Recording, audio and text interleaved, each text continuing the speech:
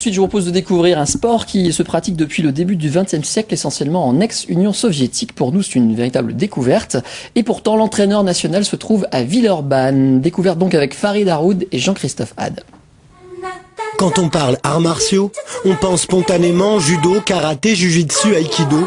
On pense tatami, on pense Asie du Sud-Est et on pense rarement aux pays slaves, aux pays de l'Est. Petite démonstration de sambo, art martial, venu de Russie. Et le sambo vient de chez eux, des pays de l'Est. Là, la grande URSS, ils ont regroupé toutes les luttes différentes qu'ils pouvaient avoir. Donc il y avait le shidaoba, il y avait le courage, il y avait la lutte mongole, etc. Et ils ont essayé de faire une discipline pour se rencontrer les uns les autres. Et c'était leur sport national, c'est le sport qui a servi à l'armée rouge. En son temps, la garde rapprochée de Staline, les Sokolis, maîtrisait cette forme de combat dont l'efficacité est le critère principal.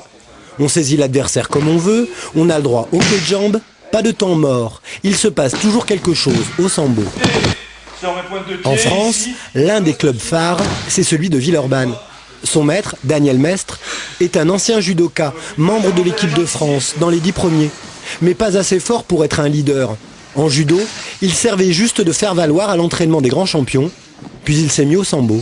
Et le fait de pratiquer le sambo, ça m'a permis d'ouvrir mes connaissances sur l'international, faire des tournois internationaux, faire des championnats d'Europe, championnats du monde.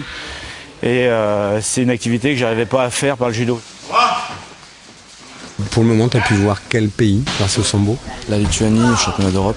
J'ai été au mois d'avril. Là-bas, c'est leur sport national. C'est comme ici, le football. Il y a plein de spectateurs. Ils viennent juste pour regarder les compétitions. En sambo, il existe 5000 prises.